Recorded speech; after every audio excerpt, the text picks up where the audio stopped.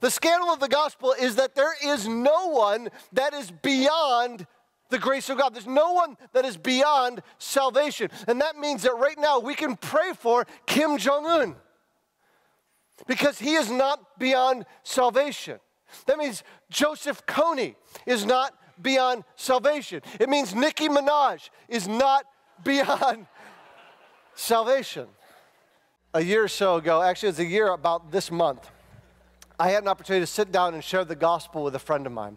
And if you met this guy, you'd know he's a self-made man, incredibly successful, incredibly smart, and he's jaded toward Christianity, toward Jesus, toward religion. I had an opportunity to share the gospel with him and to tell him about the free gift of salvation, that no matter what he had done in his life, Jesus offers him this free gift. He can be set free, no chains. And he said, respectfully, you're nuts. And I said, why?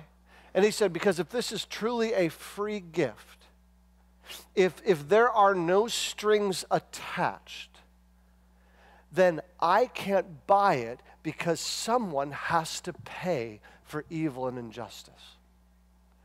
And I said, that's the gospel. The gospel is a little bit nuts. It's scandalous. And that's why I was telling him about it. If Kim Jong Un and Joseph Kony and Nicki Minaj and the Apostle Paul, who is a murderous terrorist, have hope, then so does my friend. Just this week, I heard two separate stories of two people at Riverview who became Christians within the last year. First is a CEO, the second is an ex-stripper. No one is beyond the gospel. You may be thinking, well, maybe I'll just get some self-help books, maybe I'll clean myself up, I can do better, I can make it happen. No, you can't. But Jesus can make you into a completely new person. The old is gone, the new has come. Some of you are like, well, I don't want to become a Christian because then I have to give up who I am. No, you don't.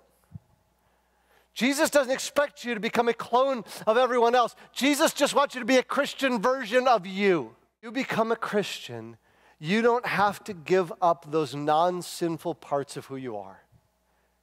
Let's say it again. When you become a Christian, you don't have to give up those non-civil parts of who you are. So if you loved bluegrass before you were a Christian, you don't have to delete Alison Krauss from your iPod. If you have piercings, you don't have to pull them out. You want to wear a tie to church every week? Knock yourself out. You want to be a hipster and wear your chunky glasses and your ironic sweater? Fine.